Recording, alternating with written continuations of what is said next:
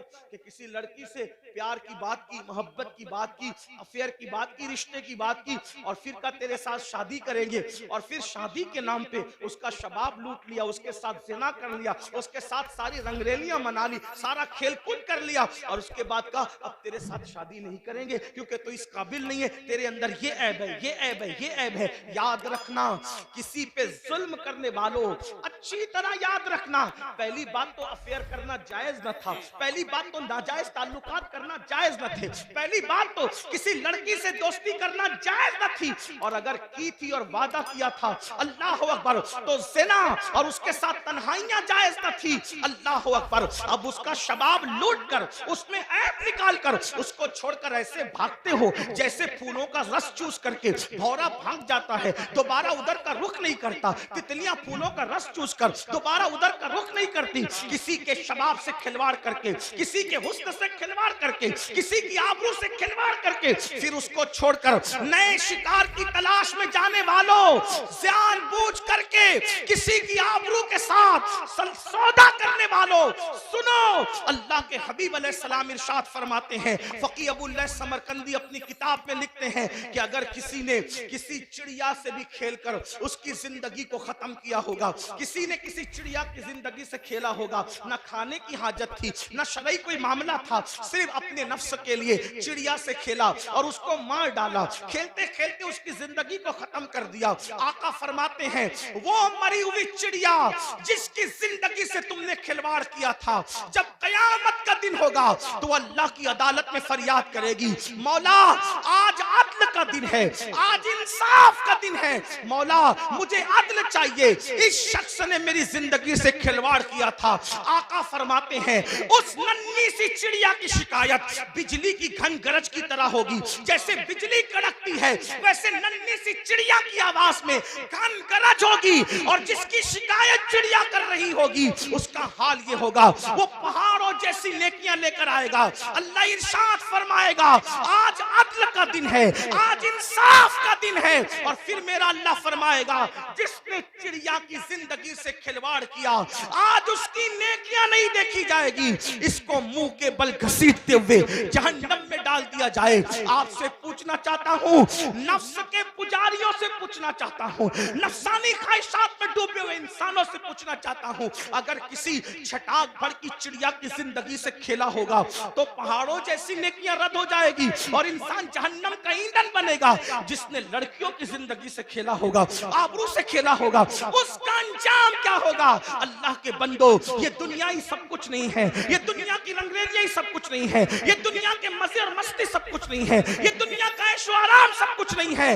उस दिन के बारे में डरो जिस दिन के बारे में कुरान कहता है, यौम यक़ूमुर रूह वल मलाइका सफ़्फ़न ला यतकल्लमूना इल्ला मन अज़िन। उस दिन जिब्रील अमीन और सारे फरिश्ते अल्लाह की हैबत से कांपते होंगे, किसी में कलाम करने की जुर्रत नहीं होगी। उस दिन अपना क्या होगा? जिस दिन अंबिया की जबान पे नफ्सी नफ्सी होगा, उस दिन अपना क्या हाल होगा? इसलिए लोग लड़कियों की जिंदगी से तो खेलते हैं, खुद की बीवी का अगर सालन में नमक ज्यादा हो जाए तो तलाक दे दे, मारे पीटे।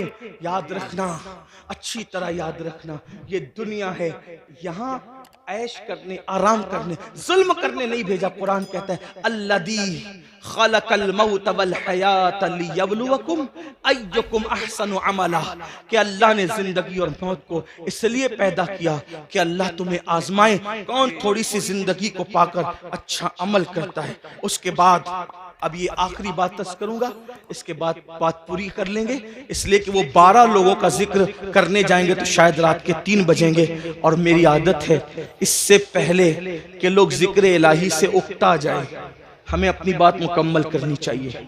और लोग कहें चुप हो जाओ, इससे पहले हमें खुद ही चुप हो जाना चाहिए। ये आदाब महफिल भी है और ये शराफत की निशानी भी है। तो मैं इसी पे बात पूरी करूंगा, फिर किसी दिन मौका मिला इंशाल्लाह तो, या तो आजकल तो बयानात यूट्यूब पर आते ही रहते हैं, किसी भी जगह मुकम्मल हो जाएगी तो आप तक पहुंची जाएगी इंशाल्लाह। ये 5वीं बात है, लेकिन इसको ध्यान से सुनो, और ये आखिरी बात है आज की महफिल। अल्लाह के रसूल अलैहिस्सलाम फरमाते हैं, 5वां टोला जब कब्र से निकलेगा तो उनके जिस्म से मुर्दार की बदबू आए, मुर्दार की बदबू। और वो मुर्दार की बदबू लेकर के अपने कब्र से उठेंगे। साहबा ने पूछा हुजूर वो कौन होंगे? आका फरमाते वो लोग होंगे जो दुनिया में छुप छुप कर गुनाह करते, तन्हाई में गुनाह करते, पोशीदा तौर पे गुनाह करते, लोगों के सामने नेकियां और तन्हाई में गुनाह। ऐसे लोगों के लिए अल्लाह फरमाता है जो लोगों के सामने नेकी करके तन्हाई में गुनाह करें, मैं उनके साथ ऐलाने जंग करता हूं। और दूसरी हदीस में आता है कि हबाअम मंसूरा की तफसीर करते हुए अल्लाह के रसूल ने खुद फरमाया, आका फरमाते हैं, साहबा ने पूछा हुजूर ये हबाअम मंसूरा का मतलब क्या है? कि अल्लाह उनकी नेकियों को जर्रे की तरह बिखेर देगा। तो आका फरमाते हैं जो तन्हाइयों में गुनाह करते थे अल्लाह उनकी नेकियों को ऐसे बिखेर देगा जैसे रोजोन के जर्रात होते हैं जो सिर्फ धूप में नजर आते हैं, इतने बारीक कर देगा अल्लाह, यानी इतनी बेवकूफ हो जाएगी उनकी नेकियां कि अल्लाह ताला उनके जर्रे जर्रे कर देगा, उनकी नेकी कोई काम की नहीं होगी। और अल्लाह पाक उनकी नेकियों को रद्द फरमाएगा। वल आकिबतु लिल मुत्तकीन, आखिरत तो मुत्तकियों के लिए है। इस सिलसिले में हजरत ज़ैद एक बात बयान करते हैं, फरमाते हैं मैं कब्रिस्तान गया, जब कब्रिस्तान पहुंचा तो एक दरख्त को टेक लगाकर मैं बैठ गया, इसलिए कि मैं चाहता था कि कब्रों को देख करके इबरत हासिल करूं। ऐसे ही मैं टेक लगा के बैठ गया तो मैंने क्या देखा, मेरी आंख लगी। आंख लगी तो दिल की आंखें बेदार हुई, मैंने ख्वाब देखा कि लोग अपनी अपनी कब्रों से उठ रहे हैं, किसी के उजले लिबास है, किसी के मैले लिबास है, कोई कैसा है कोई कैसा है।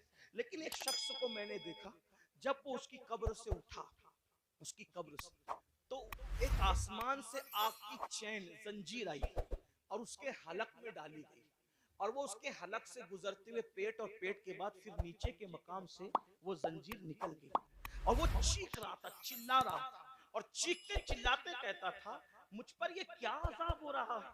क्या मैं नमाज नहीं पढ़ता था? क्या मैं रोजा नहीं रखता था? क्या मैं रमजान शरीफ के रोजे नहीं रखता था? क्या मैंने हज नहीं किया था? क्या मैंने उम्रे नहीं किए थे? क्या मैंने सदका नहीं दिया था? क्या मैंने ज़कात नहीं दी थी? क्या मैं फला नेक काम नहीं करता था? गर्ज के वो अपनी सारी नेकियों को गिनाएगा गिनाएगा गिनाएगा, इसका मतलब वो गुनहगार नहीं था, वो नेकोकार था, इसलिए वो वहां भी नेकियों को गिनाएगा। हजरत ज़ैद कहते हैं जब वो अपनी नेकियों को गिना रहा था तो गैब से आवाज आई, बंदे तू सारी नेकियां करता था, लेकिन जब तू अकेले में और तन्हाई में होता था तब तू गुनाह करता था, अल्लाह से नहीं डरता था। तो जिसने तन्हाई के अंदर गुनाह किया अल्लाह ने उसकी नेकियों को जाय कर दिया। आपसे पूछता हूँ अल्लाह के बंदो, नरम नरम गद्दों पे लेटकर रात की तन्हाइयों में चार दीवारी में क्या देखते हो? कौन क्या देखता है मुझे नहीं पता, लेकिन अपने आप में डूब करके सोचो, वो गंदी फिल्में, वो गंदे मनाजिर, वो गंदी तस्वीरें रिंद की रिंद रहे, हाथ से जन्नत न गई। जो तन्हाइयों में गुनाह करते हैं और लोगों के सामने नेकियां करते हैं, कब्रों से उठेंगे तो उनके बदन से मुर्दार की बदबू होगी। अल्लाह उनके साथ ऐलाने जंग करता है, उनकी नेकियों को रेत के जर्रों की तरह बिखेर दिया जाएगा। अपने आप पे रहम करो मेरे भाइयों, क़यामत के दिन कौन है अपना सिवाय मुस्तफ़ा जाने रहमत के? सबने सफ़े महशर में ललकार दिया हमको, ऐ बेकसों के आका अब तेरी दुहाई है, एक ही सहारा है। अगर गुनाह कर करके उनका दिल दुखा दिया, उनको नाराज कर दिया, तो बताओ अपना क्या बनेगा? अल्लाह अकबर। मेरे आका मुस्तफ़ा जाने रहमत सल्लल्लाहु अलैहि वसल्लम के दीवानों, सैयदना फारूक आजम कहते हैं, लोग छोटे और बड़े गुनाह की बात करते हैं, फारूक आजम फरमाते हैं मैं तो इतना समझता हूँ गुनाह कोई भी करो रसूलुल्लाह के दिल को तकलीफ पहुंचती है, हुजूर का दिल दुखता है। कोई गुनाह करो दिल हुजूर का दुखता है। अब आपको से पूछता हूँ, चेहरों से दाढ़ियां मुंडाकर गटरों में फेंकते हो, फारूक आजम कह रहे हैं आका का दिल दुखता है।